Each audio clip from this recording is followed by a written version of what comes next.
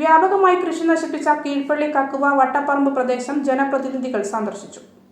വിപിൻ തരണിയിൽ, Puthanpurakkal Mamachan, Karakkattu Vakkachan, Thresyamo Kongola, Chirakkuyi James, Puthanpura Joy എന്നിവരുടെ കൃഷിസ്ഥലമാണ് കാട്ടാനകൾ കൂട്ടമായി നശിപ്പിച്ചത്.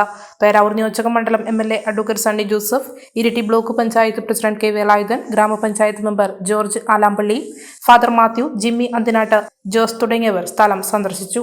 കീഴ്പള്ളി കക്കുവ പ്രദേശങ്ങളിൽ ജനവാസ മേഖലയിലും കൃഷിസ്ഥലങ്ങളിലും കാട്ടാനിറങ്ങി ഇന്നലെ രാത്രിയും ഇന്ന് വെളുപ്പിനുമായിട്ടുണ്ടാക്കിയിട്ടുള്ള നാശനഷ്ടങ്ങൾ, തെങ്ങ് നിരവധി എണ്ണം പിഴുതിട്ടുണ്ട്, പറിച്ചിട്ടിട്ടുണ്ട്. അതുപോലെ തന്നെ മറ്റു കൃഷി വാഴയെല്ലാം നശിപ്പിച്ചിട്ടുണ്ട്. ഇപ്പോഴത്തെ ആളുകൾ നേരത്തെ 2 വർഷം മുൻപ് ഇങ്ങനെ സംഭവങ്ങൾ ആവർത്തിച്ചുണ്ടായിരുന്നു. ഇതിപ്പം മാർളം ആദിവാസി മേഖലയും വനത്തിൽ നിന്നും ഒക്കെ വരുന്ന ആനകളാണ്.